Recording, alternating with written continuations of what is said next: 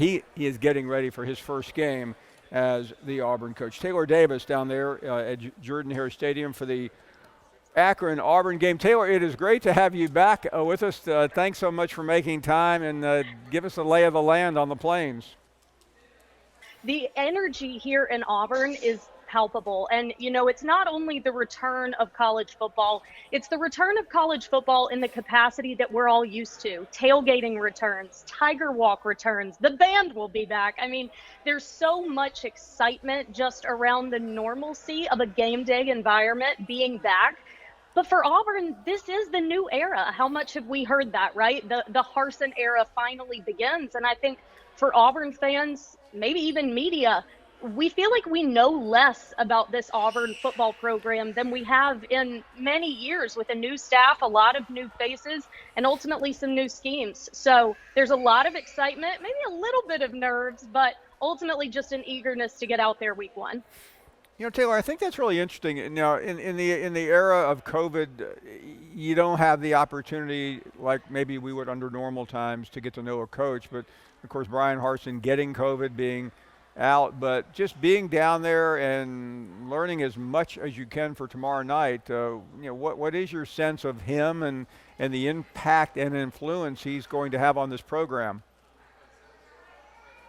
I've been very impressed by Coach Harsin and the impact that I feel like he's had on these players already. Look, the role of a college coach is the X's and O's, but it's also a bit of a mentor. And I'm already seeing in speaking with a lot of these players that some of the lessons that Harsin came in off the jump saying he was going to emphasize, these guys have taken to it very easily. An emphasis on hard work, an emphasis on attention to detail. That's kind of Harsin's bread and butter. And I'm seeing it in these players as well. He's got a great respect for the job at hand. He knows what he's taking on here at Auburn. He's understanding of the challenges, but also the benefits of being in the SEC and the caliber of competition that's expected.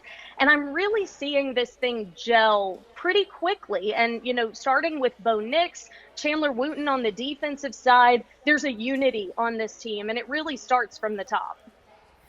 Taylor, finally, I want to talk about Bo Nix because everyone seems to be either hot or cold on him. He has a new coordinator.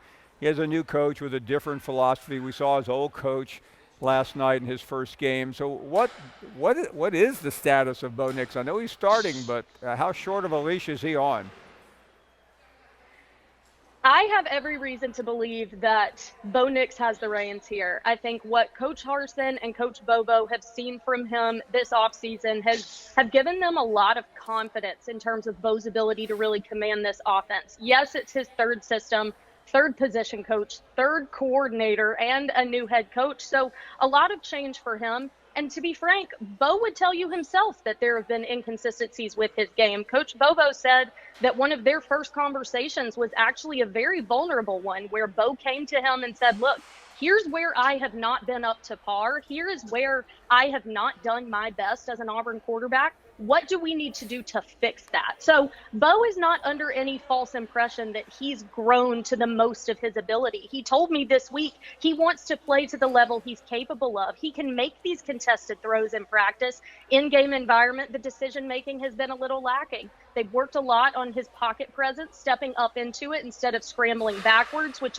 has been habitual for him. But they're very confident with him, and they want to breed that confidence in him as well. We know that TJ Finley is on the sidelines. Bo knows that too. He's a big body guy. He's showcased a lot of accuracy even in the past week and a half. I won't be surprised if we see Finley in some capacity, probably because the game will be comfortable enough to do so.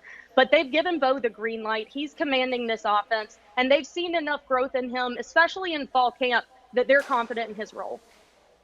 Taylor Davis, part of the broadcast team. Taylor, thanks. Great to see you. Great to have you back, and can't wait to talk to you again soon as we as we start this college football season.